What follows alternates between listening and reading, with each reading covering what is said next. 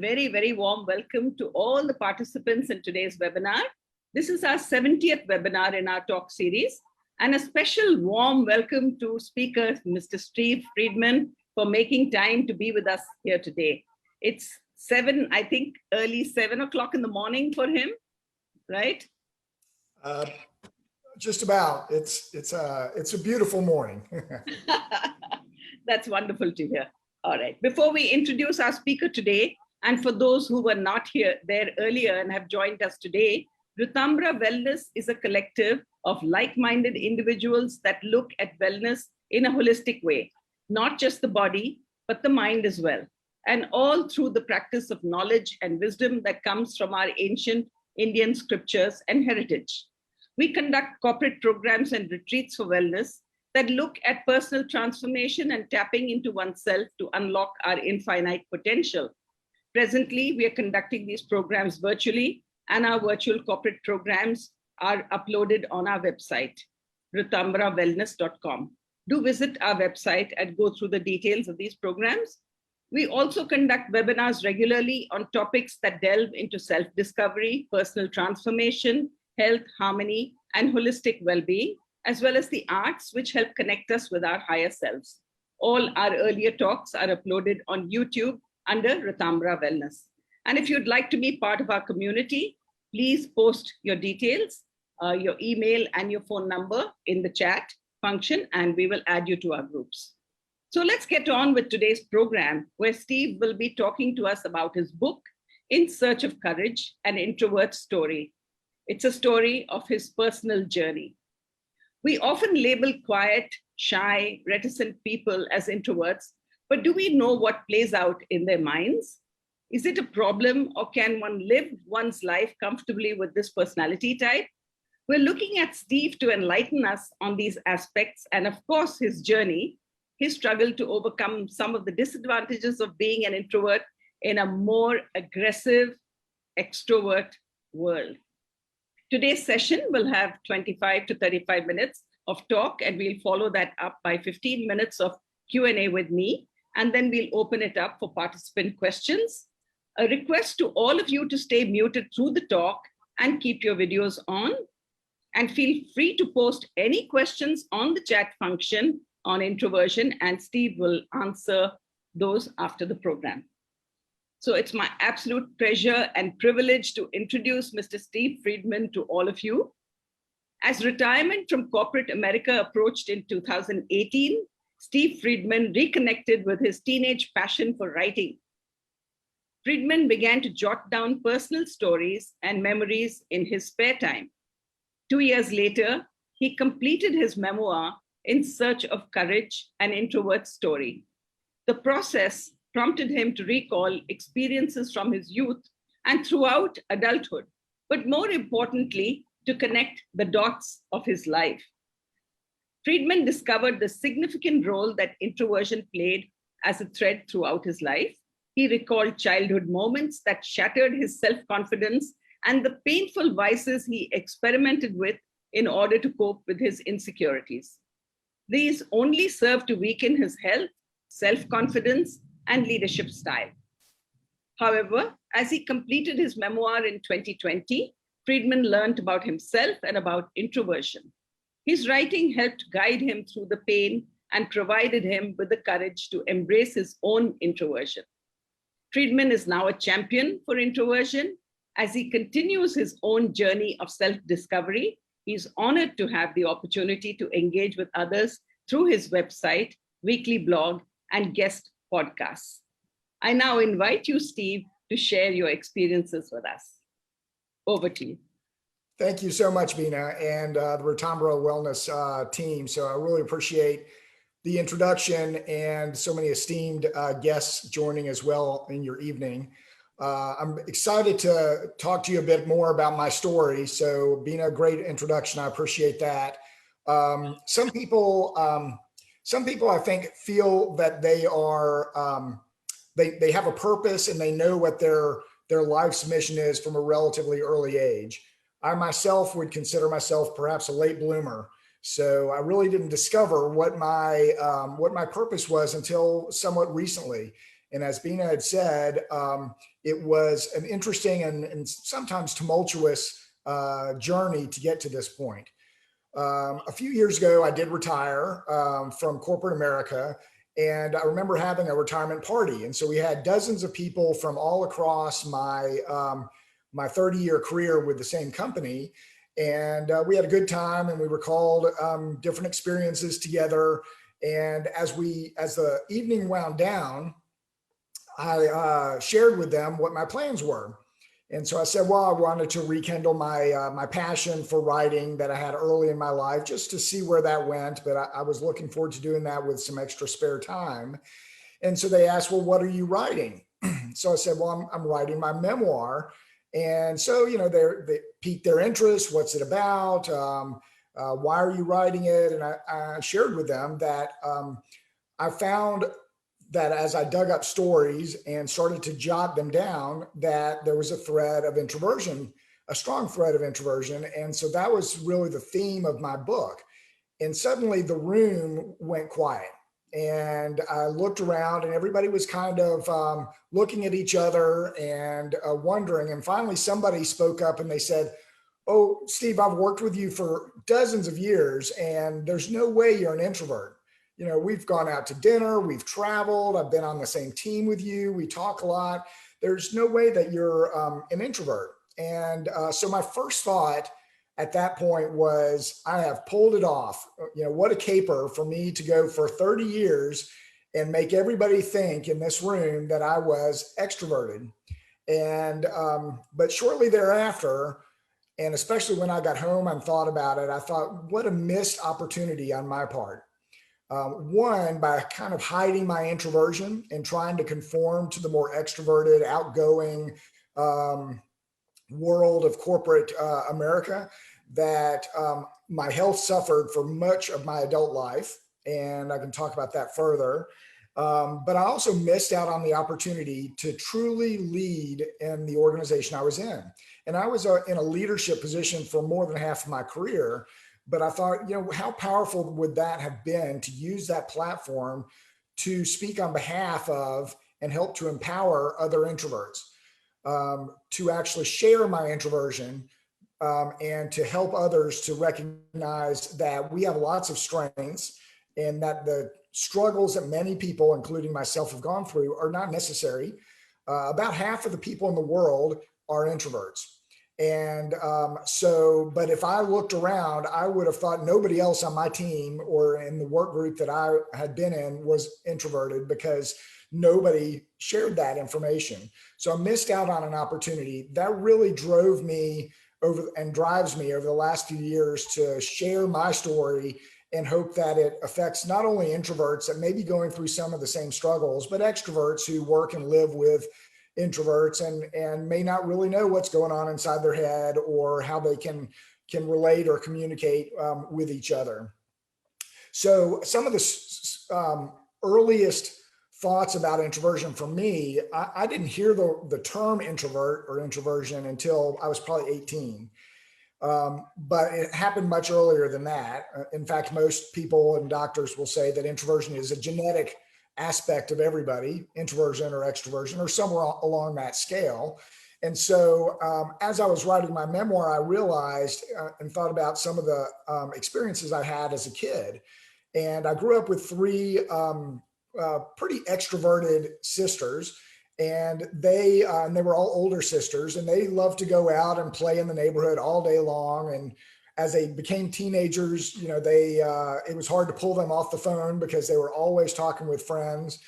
And I, on the other hand, the youngest of the four, I'd go out and play with neighbors, but it was really usually pretty short. And then I was very happy to come back inside and play with my own hobbies. I played basketball by myself. I read. I had a stamp collection. I did a variety of different hobbies, and I was very happy with that. My mom, on the other hand, kept nudging me outside. Oh, you shouldn't stay inside all day. You should go out and spend more time with friends. And for me, that was not how I wanted to spend my day. But the message that it put forward to me was, what you're doing, trying to stay at home and enjoy your own personal time, is just not normal. And I don't think she ever said the word not normal, but by her actions, it just made me feel that I was not the same as my sisters, and I was not the same as what she wanted me to be. And so something was wrong. And so later on, when I heard the word introversion as a teenager, and that was fine.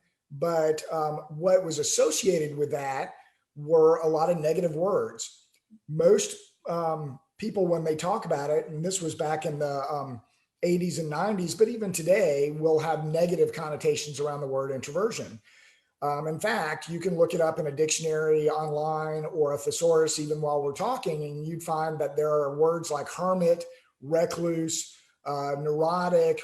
I mean, really negative terms. And in general, many of these resources will say it's the opposite of extrovert, which implies, and extroverts are great. I love them. My sisters are extroverts and so forth. But, you know, it implies that extroverts are good and introverts are bad. And that, whether that was the intention of the dictionaries or not, that is not only what the world sees when they look it up, but it's what introverts have lived with for most of their lives. In fact, the definition, there's lots of definitions for introvert. Most of them I really don't like or appreciate.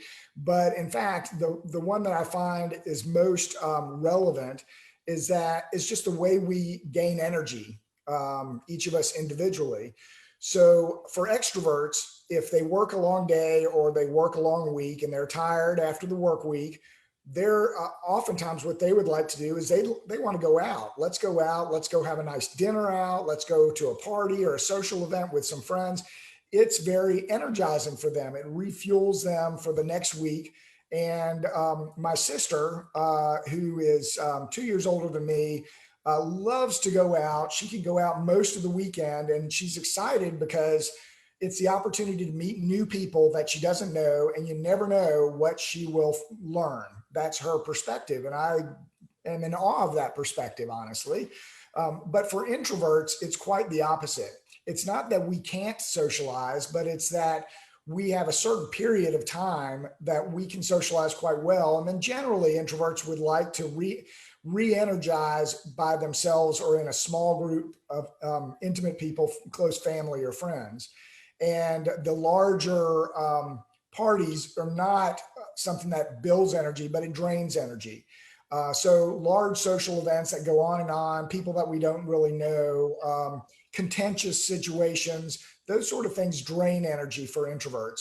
And so I think it's important that for introverts that they recognize that and find ways to boost their energy throughout the day, not to wait until 6 o'clock at night when they're exhausted and they come home and just want to be by themselves, but during the day to find little breaks where they can listen to music, journal, take a walk, just something that doesn't have to be long, but it helped me when I finally realized that I could do that during the day and it would help boost my energy for the afternoon. And so that was really a healthy learning for me. When I was on a podcast earlier this year and I had a conversation with the host before the podcast, and when we came on and we went live, and she said, you know, I had the good fortune of talking with Steve before the podcast, and I'll tell you, I'm surprised that he's an introvert because we had a nice conversation. So we laughed about that. And I said, well, that's probably the reason why I'm on this podcast, is because I'm happy to dispel some of those myths. I enjoy socializing. I like to get out and meet with people, but I tend to want to do that in my own way and smaller segments and with less people. If I do that, then many people might think I'm an extrovert. But, you know, after that podcast, I was very happy to go find a corner, read a book, listen to some music, and relax for a little while before I continued with some of my other appointments during the day. So I think that's part of the importance of understanding who we are. So what I realized also in talking with other people that I've had the really good fortune to do is that there are 5 different phases of introversion, and everybody might be on a different point in that journey. So the first phase is really uninformed. So uninformed is, I don't know that I'm an introvert. So I went through that for probably 15 to 18 years of my life. I didn't know I was an introvert, never heard the word. So I certainly didn't understand what it was really about. Then there's unaware. So when you're unaware, so you understand that you're an introvert, but you don't really know what that means. And oftentimes that can be the most troublesome part of it, as it was for me when I was 18 and into my 20s. And I connected with the term introversion, but all I really heard were the negative myths and definitions, which made me feel even worse. So I lost more confidence at work and at home. And I just didn't feel like I was able to compete at work with other people that were seemingly a lot more confident. And so I went through that period for a long time. The third phase of introversion is enlightenment. And so for enlightenment, it's really suddenly the light bulbs go off and we start to learn what really is introversion about. And that can come from just a conversation with somebody that suddenly you're like, well, now I want to learn more, or a book. So Susan Cain wrote a book about 10, 15 years ago about introversion called Quiet. It's kind of termed to be a bit of the Bible for introverts, but it was one of the first books that was well known and well read that shared what introversion is truly about. And when I read that, I realized that not only was I an introvert, but that there were a lot of positive traits associated with introversion. So this surprised me, and it really was the beginning of changing my life and realizing that there were a lot of strengths that I had. It was not a negative sort of thing. So we'll talk a little bit more about that in a couple of minutes. The fourth phase is contentment. So finally, we learn more about who we are. We start to embrace our introversion. We become proud of it, and we figure out how to use our strengths to tackle some of the traditionally difficult situations, whether they be social events or networking or meetings or other things that oftentimes can feel uncomfortable for introverts. And when we are able to do that using our own strengths, and we are truly who we are, and we feel more comfortable or content in that. And then the fifth phase is what I call flourishing. So it's building off of the contentment and truly embracing our introversion and looking at the dreams that we had, many of the dreams that we had through our life that we really never thought we would be able to realize because we were introverts. We weren't confident. We couldn't do things in a social setting very well, all these negative tones. And so suddenly when I can put those into context, then I realize I can do whatever I want to do. There's nothing that holds me back. And that's kind of the flourishing phase. Not everybody wants to be at that point, but really if we embrace our introversion, then there's no reason why we can't be on podcasts or we can't meet with other people and get to know people. I'm not encouraging introverts to become extroverts. I'm just encouraging people to recognize their strengths and start to really embrace those and live a happier, more content, flourishing life. So we talked a bit about strengths. So again, early in my life, I really thought that introversion was a curse, not a blessing. I wasn't sure how I became an introvert, but I didn't like it at all. I wanted to be like my sisters. I wanted to be kind of what seemingly more confident and free flowing, and it just wasn't me. And I felt like it was truly a curse. As I learned later in my own introvert journey, I had a lot of strengths. And so introverts in general have a lot of strengths. Every introvert is different, like everybody else on earth. We, on my website, had a superpower survey that we put out there, and over 1,200 introverts have answered it, and about different things that they enjoy or they like to do. And it helped us to identify what are the most common strengths of introverts. And some of the most common ones are empathy or thoughtfulness, creativity, loving to learn, and curiosity, loyalty and teamwork. I mean, these are strengths that it's not to say that extroverts don't have some of those strengths as well, but these tend to be very prominent in many introverts. And so learning about those has really helped for me to figure out how can I be a leader of teams in my own way. So instead of trying to copy the extroverted leader next to me, which may be fine, that I have to do it my own way, or I'm not going to be comfortable and I'm not going to be authentic. And so leading by caring, getting to know the individual people, making sure that they have their spot, supporting them, supporting their career.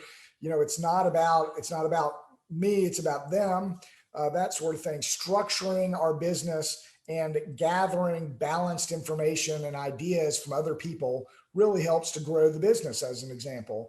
And so understanding what those strengths are has been very empowering for me and for many other people, that they can suddenly start to learn more about them. It's really what the contentment phase is all about. Is as we learn more about that, we realize it's not negative, it's not a curse, but introversion is actually a blessing that can give me the power to do things as I wish. And I don't have to try and copy others or fake it, but I can do the same activities or whatever I wish to do, whether at work or at home, and be content and happy about that. So I think that's been extremely empowering for me on my own journey. The workplace is an interesting area. I worked at Shell Oil actually for 30 years and had a great experience, but it was really challenging because, as many other people can probably profess, the corporate world tends to be very extroverted. But again, about 50% of the people I worked with are actually introverts. They just need to be empowered and kind of go through the journey of learning about themselves and feeling confident about how they approach things. There's a growing leadership gap inside of the corporate world these days. There's so many people. Wall Street Journal says 10,000 baby boomers a day are retiring. And during the pandemic, probably even more people are retiring or having to remove themselves from the workforce to take care of loved ones and so forth. And so there's a huge gap in leadership, not just in the number of leaders that are coming up, but also in the style and quality of the leaders. Today it's a lot more about working collaboratively as a team, listening and approaching things in a creative way, more so than shouting directives and making sure everybody agrees or follows the authority of the leader. And so much of these qualities are actually well held by introverts. But despite that fact, the Forbes says that only 7% of frontline supervisors are introverts and 2% of executives are introverts, when they compose about 50% of the market. So I think there's a huge opportunity for introverts to understand more about themselves and to bring their authentic self to the table and become the next generation of leaders in the world, and the next generation of creative problem solvers and so forth. And so it's exciting time to work through and be part of a many call a quiet revolution. So it's just doing it our way, but trying to find those opportunities. The final thing I'd like to share is a bit of growth model. So introverts oftentimes feel like doing new things is scary, but frankly, everybody thinks doing new things is kind of scary. It can be exciting as well, but it can also be scary to try new things. And I think that for introverts, there's a bit of a method that I've worked through and applied, whether it's to personal tasks or ambitions or at work. And I think it works pretty well. So if you think about the model as a series of rings, so in the middle of that model, or the circle right in the middle of the rings, is what I would call home base. It's where we're most comfortable, right? We're with family or friends. We're using our strengths in an authentic way. And for me, it's writing. I love to write. And so I feel very comfortable writing my book or blogs and things like that. The next ring out is called the neighborhood. So it's not really far from home, but it's a little bit different. But in order to stretch ourselves out and go to that neighborhood, we're using a lot of the same strengths, just in different ways. So in addition to writing, or writing for myself, I might be writing for somebody else's blog or an article for a journal or something like that. So I'm using a lot of my strengths in different ways. It's not too uncomfortable. And generally I feel proud of stretching myself. The third aspect or ring is called the adventure ring. So when we talk about the adventure ring, we're really getting out there. We're far from home, feeling pretty uncomfortable. Sometimes we choose not to go to that ring because it scares us too much, but hopefully we gather up some bold approaches and think about how we can do that our way using our strengths, and we try it.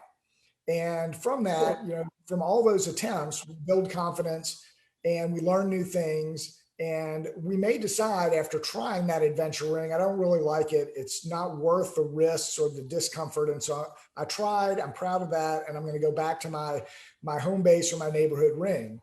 But we never know until we try. And we might regret that we never tried. So for me, that was kind of doing podcasts like we're doing today. This was something very foreign to me a year ago. But I wanted to try because I felt like it was an opportunity to get my message out there and meet a lot of people that might be able to relate to some of the same issues. And so I dipped my toe in the water and I tried, and I've learned more and get more comfortable with it. And it builds my own self-confidence for many things, not just doing podcasts. And so I'm finding comfort in my adventure ring. So then I gaze out to the last ring, which is my frontier ring. So frontier is, we are truly on the frontier. We're doing things that perhaps we never even thought we would consider. It might shake our stomach even thinking about those sort of things. And, but if we truly have a desire to do that, then we should try. Again, these might be scary things that some people decide, it's just not worth it. That's fine. I'm comfortable where I am.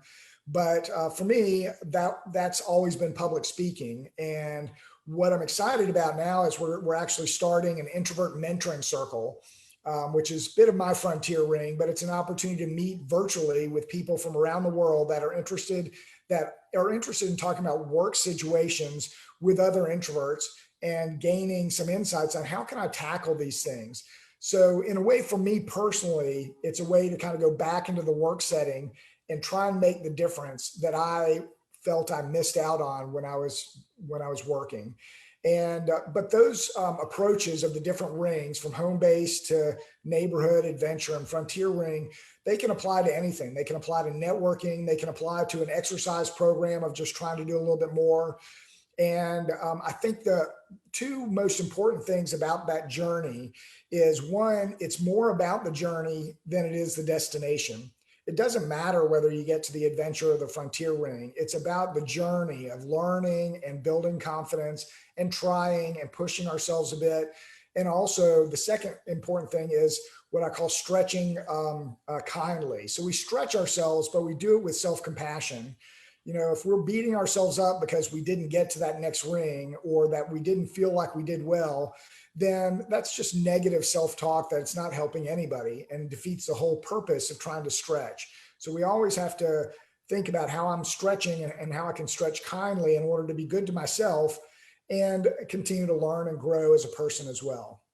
So I think that can really apply whether it's for introverts or extroverts, but I think that introverts tend to have a little bit more apprehension around those sort of things. And that's why I oftentimes share that with introverts and then hear some stories of how they've been able to apply that to their own lives. So it's been an exciting journey. Again, I really appreciate the time that Bina and the Rtambhara Wellness Group have provided today. And I'm excited and looking forward to any questions that you might have. Thank you so much, Steve. That was really, a deep delve into introversionism. And I had a couple of questions for you.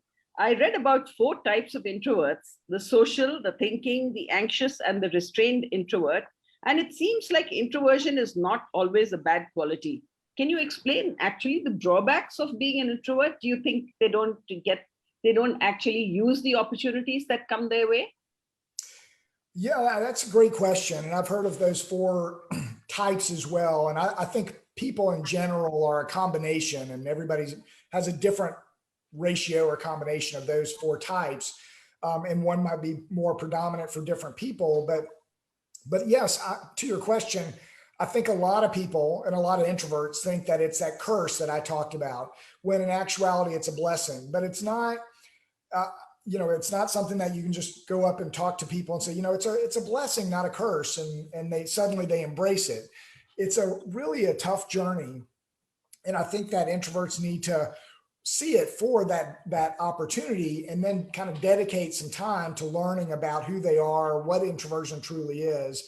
And if they do that, then it isn't the curse. It's not the negative thing, but it actually is the positive thing. In large part, I think we are who we are. Certainly there's been a lot of studies about introversion to say it's not really a choice. It's a genetic thing.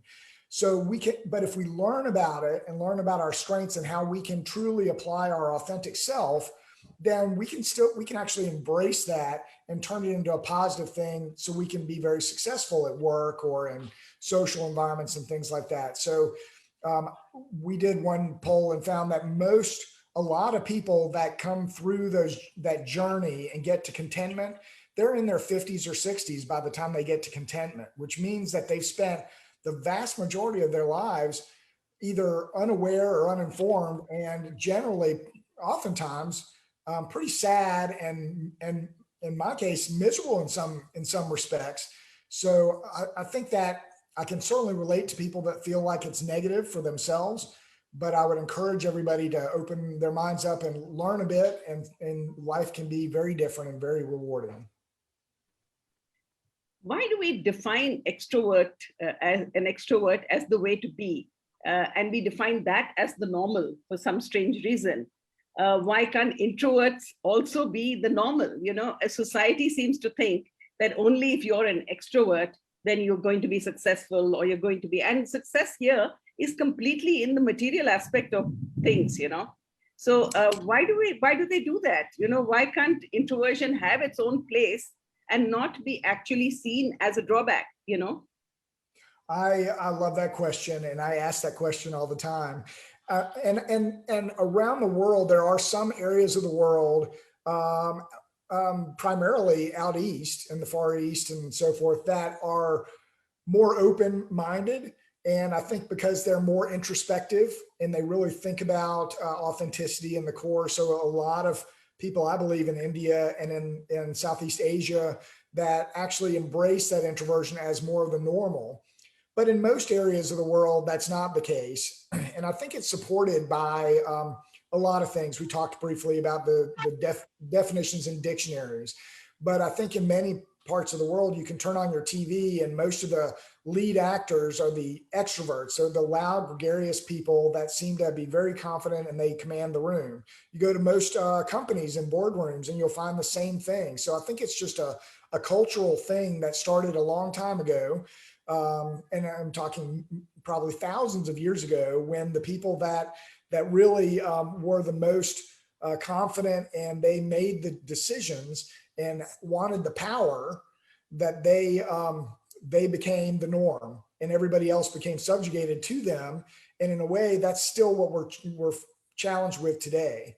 I think there's opportunities. I believe that there are lots of opportunities these days. We've seen diversity and inclusion change in the world. And so there's a lot more, females, people of color, LGBTQ, there's a lot more representation of the broader spectrum that's more open and accepted in society and in the workplace.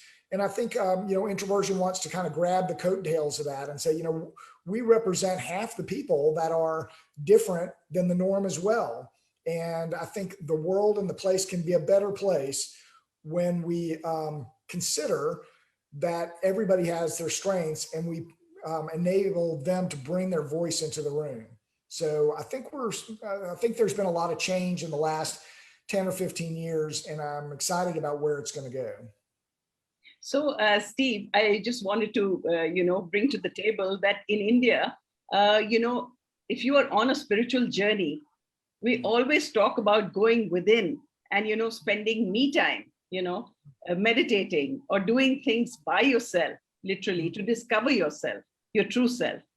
And so that really is introvertish qualities, right? Very much so. Yeah, very much so. So really, that when they label it as introversion is not a good, good thing to do, because, and parents also, when you're young, parents push you out to do things outside, because if you stay at home, then they think that you're not being normal, which you also mentioned about yourself, you know. So I don't know. I mean, where does one strike the balance between these two, you know?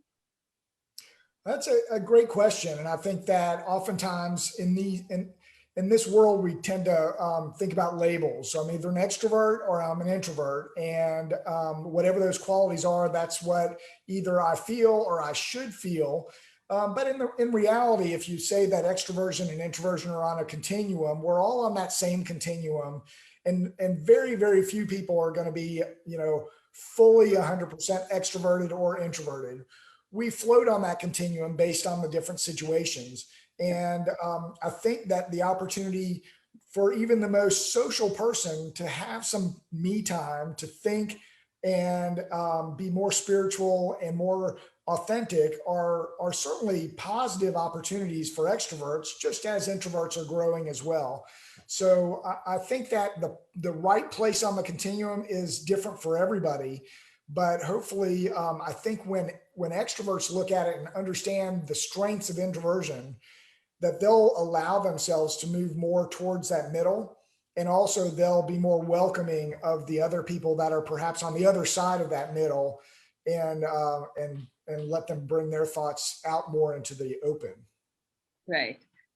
Steve, I'm going to I have many questions, but there are lots of questions on the chat. So I'm going to restrict my questions. And just a couple more. If you are an introvert, what kind of support do you require from your family, friends, and colleagues to help you sort of manage it? Or to, is there anything that somebody can do for you? That's great. I think that what the support that introverts need at any age is just it's space and it's personal support. So introverts oftentimes just need some space alone to relax, to read in their own way, to take a walk by themselves. I used to, when I kind of discovered my own challenges, I started to have lunches every once in a while by myself at work. And I think other people thought that was strange, but I needed that space. But the other thing is having that support group around us, even from the earliest age. So, I grew up in a loving family, and my mother was, beautiful person, but I didn't get the support I needed. And other people, at the same time in their lives might have had the support of a parent who said, you know what, if you want to be home and do some things for a while, I support you. And let me understand more about what you're doing and why you're doing it and how I can help you. And that can change an introvert's life or anybody's life to be more confident. So I didn't get that. And I think that's why the thoughts of being not normal just festered in my mind and blossomed as I became an adult and took decades to overcome. If I had gotten the support of, this is a beautiful thing, it's not bad, it's good, you be you, I'm supportive of that, then I probably would have traveled my own journey a lot faster. And so I think if you're an introvert, seek out that support, no matter how young you might be. And if you're an extrovert, then try and help out the other people and provide that support. If you're a parent of somebody who you believe is an introvert, then have that conversation. And I would encourage you to make sure that your child feels that they're normal. We're all different. They have beautiful strengths and traits just like everybody else. And if they can embrace them as a 15-year-old or a 10-year-old instead of at 55, they are way ahead of the curve. And that's a good thing. Okay. So one last question from here, and then we'll throw it open to audience questions. Are there certain jobs, now we're talking about the workplace, are there certain jobs like sales or public speaking that introverts should steer away from, and that other jobs that introverts may be better suited for? And then added to that is, can introverts make good business leaders? So I think that's a notion that a lot of people, introverts and extroverts, have of, introverts are better at writing, at doing art, at being, say, perhaps an accountant or a computer tech. And extroverts are better at the leadership, the sales customer relation sort of interface. And I think that's an inaccurate approach to it. There are many introverts that when they use their strengths, they can be a great salespeople. They develop really close rapport, intimate rapport with customers. They get to know them on a deep level so they understand, what do you need? What can I help you with? How can we work on these things together? So it's perhaps a different approach than an extrovert might take to sales, but it can be very fruitful.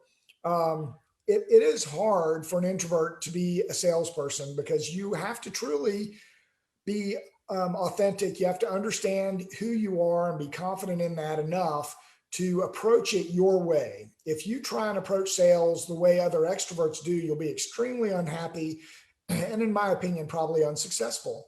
So I think any of those roles that you mentioned, introverts can do well in, but if they jump into them because somebody said they should do it, you know, my parent pointed me into this direction when I was looking at college, and so I did it, but I actually don't like it at all.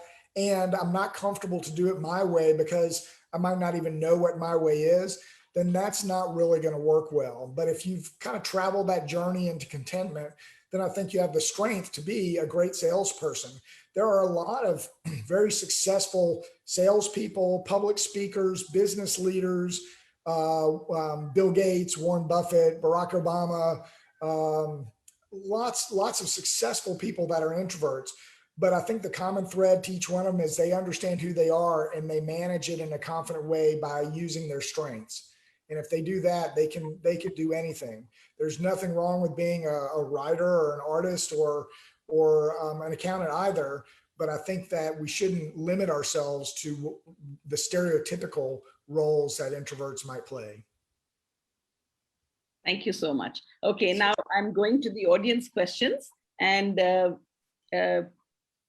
Padma Sini says, very interesting talk. And Vijay Mirchandani says, did you feel a sense of liberation in your transformation? Oh, yes.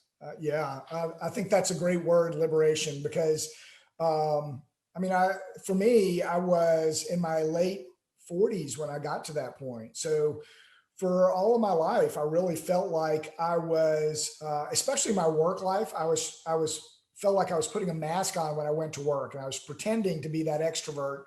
And according to the story I shared with you about my retirement party, I probably did pretty well with that, but it took a huge toll on me. And, you know, I went to the doctor many times and he'd say, you know, you're getting more unhealthy. And it's really stress related, right? So stress inside our bodies eventually finds its way out. And so, you know, I had rashes all over my body. I had sciatica, I had shingles, I had all sorts of other things, which the doctor said it's really just because you're not comfortable. And it's really because I wasn't being me. So when I found out, when I transformed and I felt completely liberated that I could be myself. And if some people didn't like that that was not my issue, it was theirs. But I was able to bring my true self to the meeting or to the social group. And so it was night and day for me.